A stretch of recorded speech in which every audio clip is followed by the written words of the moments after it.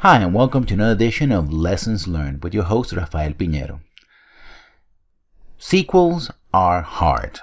They carry a lot of expectations, and sometimes, or many times, they fail to meet one or all of them. And that, I'm afraid, is the case of Dragon Age 2. And why am I talking about a 2011 game in 2014? Well, the reason is the same reason why this show is called Lessons Learned. It's very easy to dismiss a game or to praise it, and reviewers tend to go into some detail on why they like or dislike a game, but rarely do they go into in-depth analysis of any particular product and pry any lessons learned from that product. It's also been said that you can learn far more from failure than you can do from success.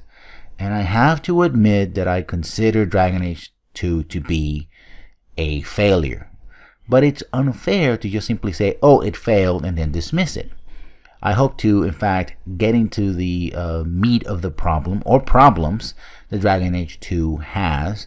And hopefully that will serve as lessons to be learned and in the future for game developers as well as players who are looking for a better experience. That is, what to avoid and what to fix in the future. Let's start with the fact that Dragon Age 2 was sold as a sequel to Dragon Age Origins. If both the title of Dragon Age Origins and Dragon Age 2 was not enough of a clue, the way the game is set up is certainly sold as such. Dragon Age Origin was a game by BioWare under the flagship of EA when it got bought out by that studio in 2009.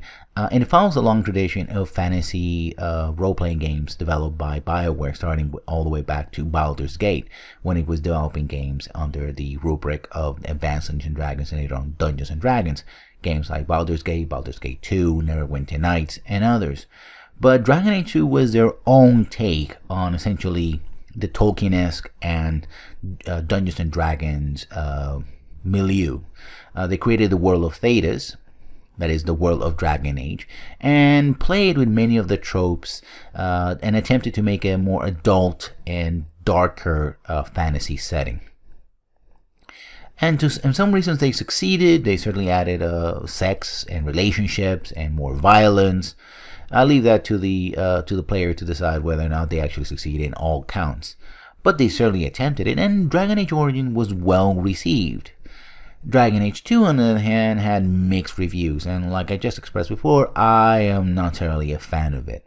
But I decided to play it nonetheless to its conclusion to make sure that I got all my points across, and not just simply talking about things that I didn't play. You know, they all want, you're talking about a book you never read. You don't talk about a show you never seen or a movie you never seen.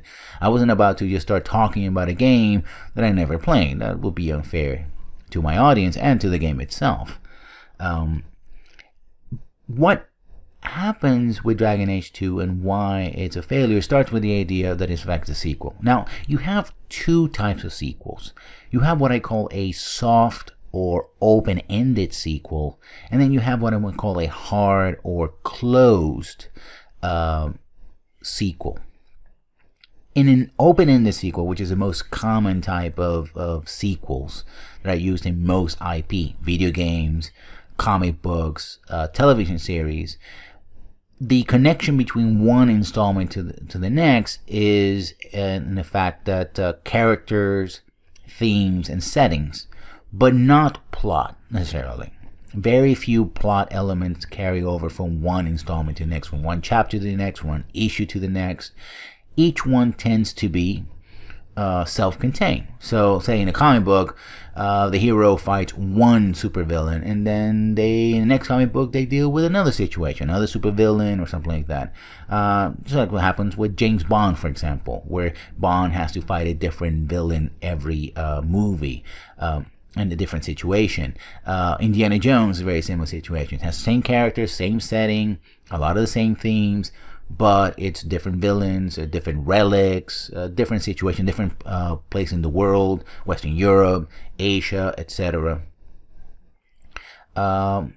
you can also say Star Trek Next Generation, when they made episodes, I mean, had the same crew and the same ship. Usually, they visited planets, the same again themes, but the action usually was wrapped up by the end of the each episode. The problem with the soft sequel is because it is open-ended. The parts that are shared tend not to change much. Character development is very slow. Themes sort of become frozen, and so does the setting. The characters and the themes don't change much.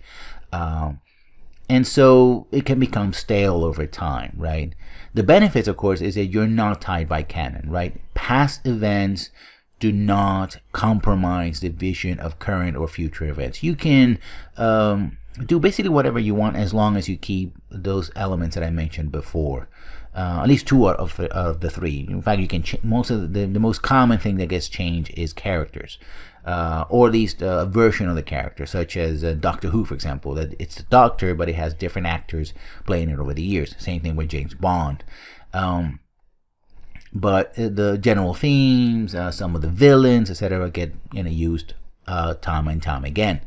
But again, it can grow stale, and usually what happens is that the people that are watching or reading or playing just sort of wander off. They get tired of the same thing over and over again.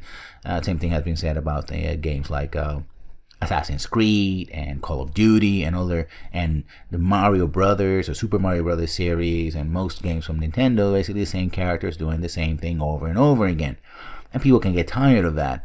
But usually what happens is that you can sort of lay low for a while and let people sort of forget the current situation, and then wait a while until nostalgia kicks in. People want to go back to whatever it was they were playing or reading or viewing, or you get a reboot, which is very common in comic books, also very common in video games and other forms of media.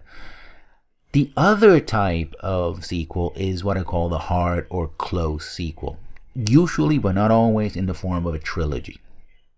And the trilogy is very interesting because it's sort of like one of those Russian dolls, which is a doll within a doll, within a figure within a figure within a figure.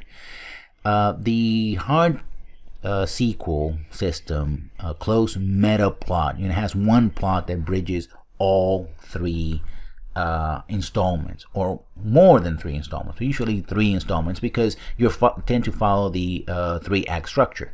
The first installment serves as Act 1, the introduction. The second installment serves as sort of the Act 2, when you have a lot of the action that expands upon what's going on in the trilogy. And then finally you have the conclusion in the third installment. But because these are individual books or movies or video games, and they're sold as independent products, and not simply chapters, say, in a season of a show, they have to stand not alone, but certainly have to stand on their own.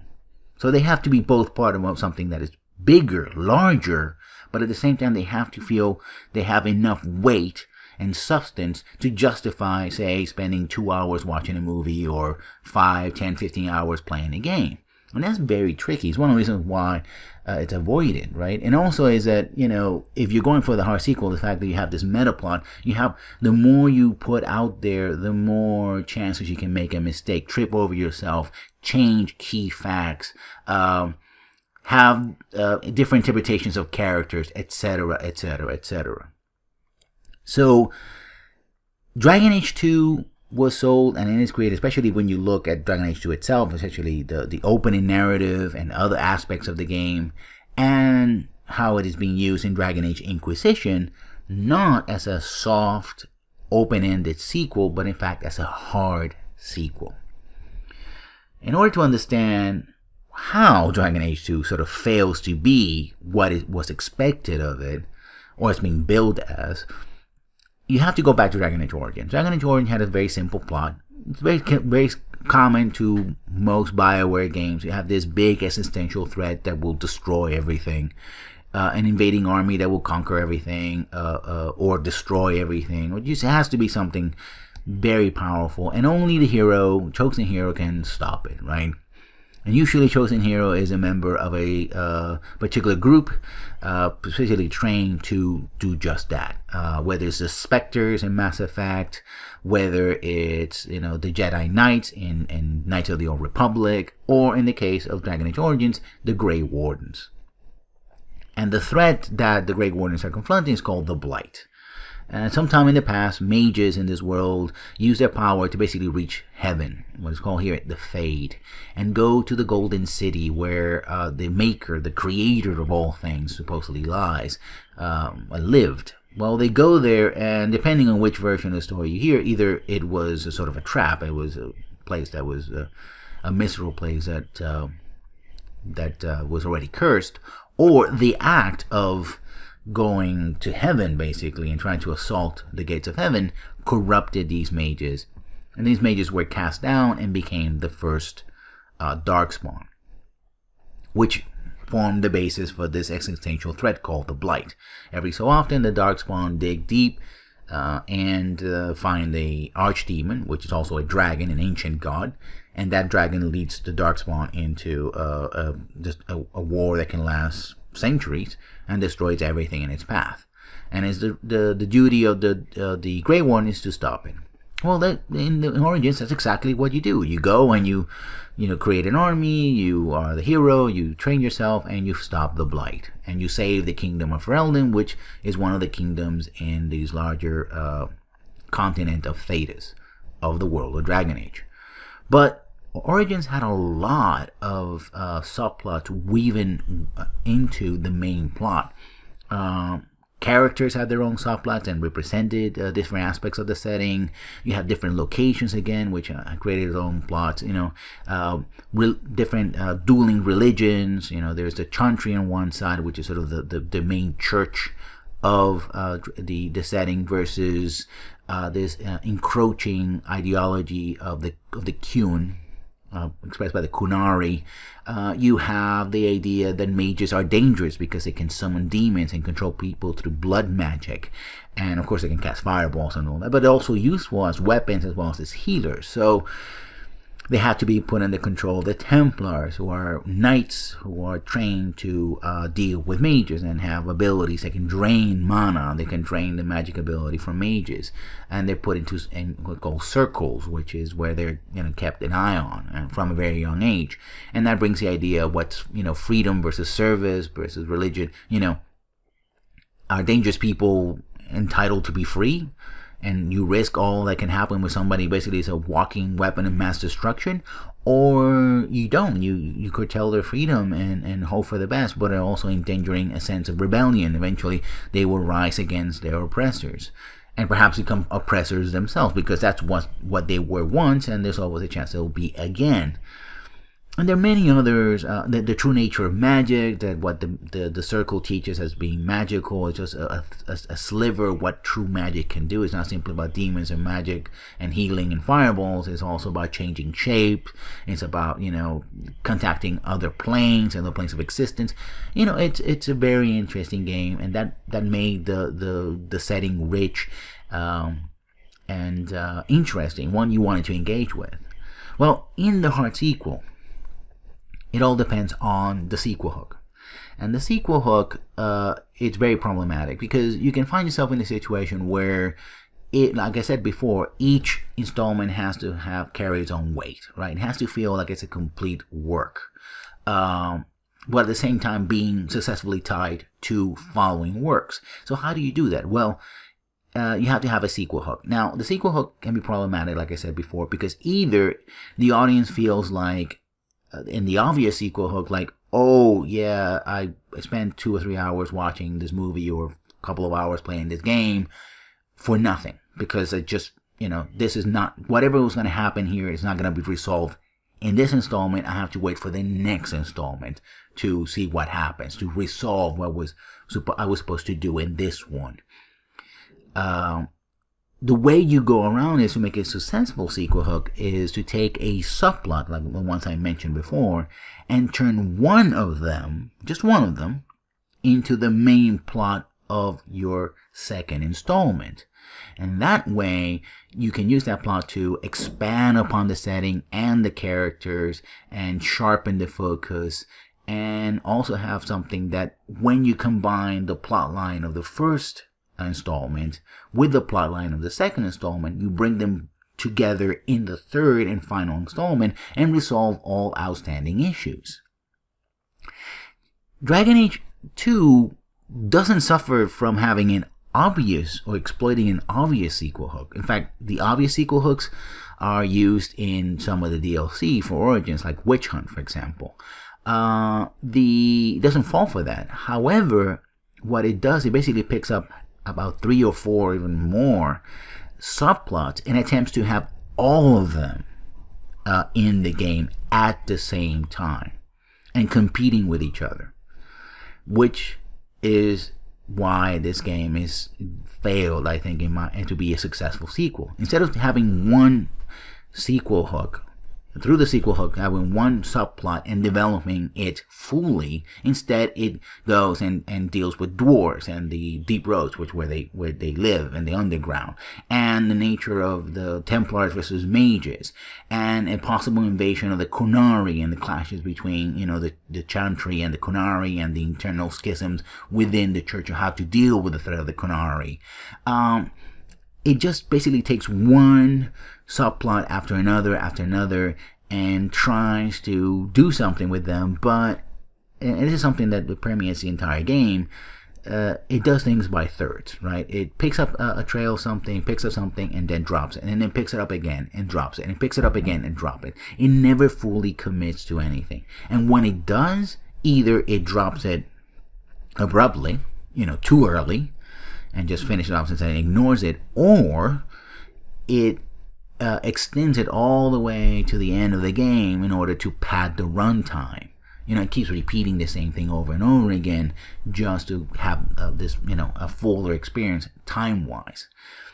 And that is a problem. That's why the Dragon Age 2 doesn't have a coherent plot, because it has basically too many hands on the pot, if you will, or too many cooks in the kitchen, if you want to say that. It tries so hard to be so complex. But complexity in narrative does not come from having a lot of elements.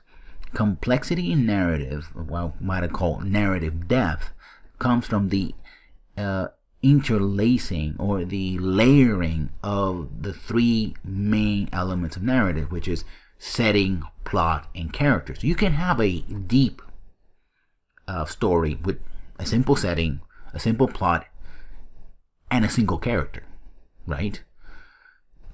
You can have that, or you can have, but you can also, in the case of Dragon Age 2, you can have half a dozen or more characters, multiple plots, which are trying to change, share the limelight, and a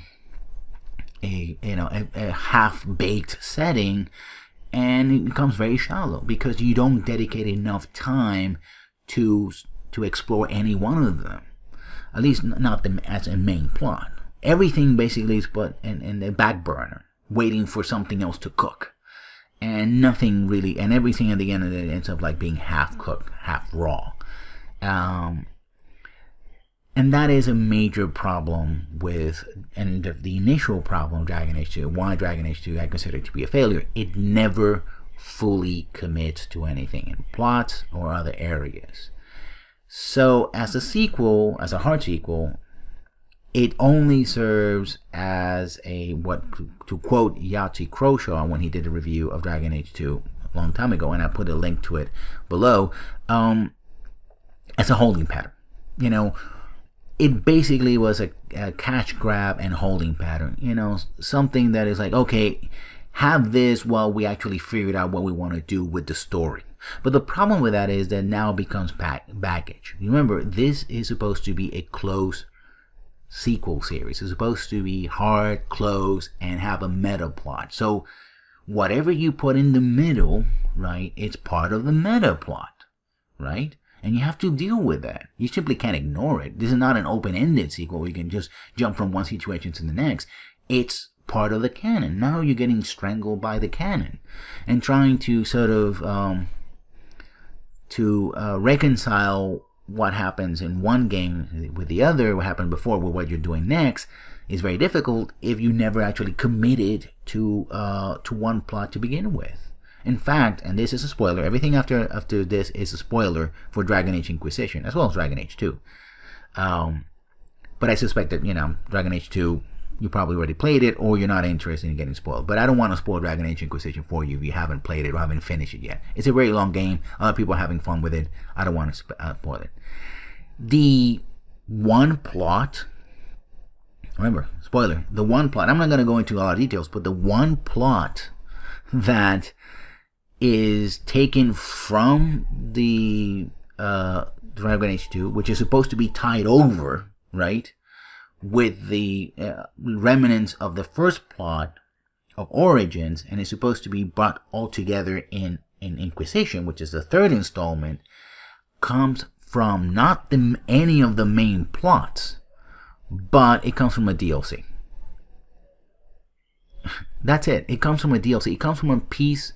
It was a DLC. It was a day one DLC, but still DLC. It was actually something behind the paywall, which also reminds me of my video about the hype train and the patching culture, and how games are nickel and dimed and chopped up to pieces so they can sell you the minimal content for the maximum gain. So if at the time, say the game was, you bought the game in console, which is probably the most expensive version, at $60, not counting sale tax, and say the DLC cost $10, that means that the game costs you about $70.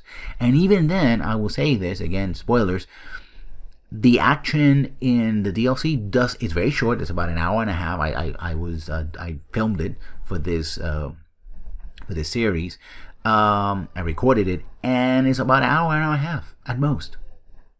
So you're paying $10 for an extra hour of content, which is, to me, it's terribly unfair. And again, nothing gets resolved. In fact, the only purpose that this game serves is to serve not to set up a plot, but set up a premise, which basically kind of gets resolved, or just resolves itself in the first 5 minutes of Inquisition.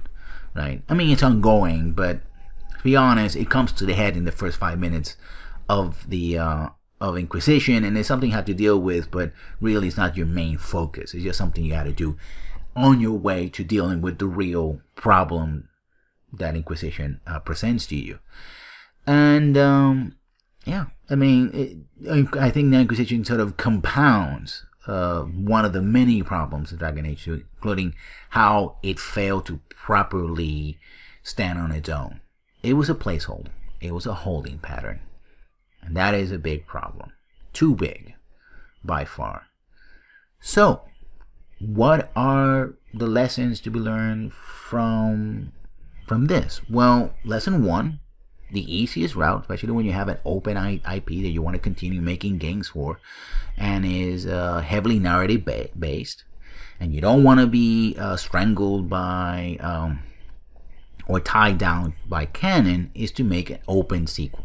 Yes, you run the risk that at some point the audience is going to simply get bored and drift away, right? But you can always reboot it, right? But if you're going for the very complex narrative, the one that really creates an epic sense, kind of like the original Star Wars trilogy, right? The sense that there's a grand story that spans multiple games. But at the same time, you need to have the games, be successful on their own. Remember that each installment has to not be self-contained, but it has to stand on its own. That your sequel hook is not simply leaving your main plot line of the original installment, the first installment, open-ended, but instead you take a subplot and use that as the main plot of your second installment to be woven into a much larger meta plot and resolving the third or following installments whenever that happens. It doesn't have to be 3 acts. It could be more, but usually 3 acts is it's the limit, the common limit to this. And remember that when it comes to narrative depth does not come from just throwing a lot of stuff at the player a lot of characters, a lot of situations. Instead, it comes to the interaction of these elements. And I would argue, especially in the face of what Dragon Age 2 did, as well as failed to do, is that when it comes to video games, a video game plot, the simpler, the better. Because simple does not mean weak. Simple does not necessarily mean stupid or simple-minded or limited. On the contrary, a simple plot can serve as a launching platform for something much bigger.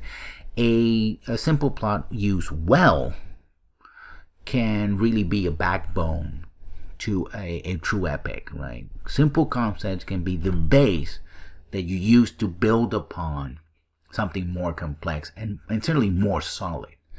You want to avoid sort of the shifting sands of putting a lot of plot lines, thrown in willy-nilly. And I think also, and a general lesson that has to do with all games, is never rush a narrative-based game, especially one which is a sequel. If your first game was successful, do not rush the second game. I think the most development time this game had was about 18 months, where right now I think the average AAA game has between 2 to 3 years. Dragon Age Inquisition took about 3 years to develop. It take your time if you have it, right? So those are the lessons learned in this first episode of Dragon Age 2, how not to make a sequel. I hope they're helpful and insightful, and well, I'll see you when I see you. Good night.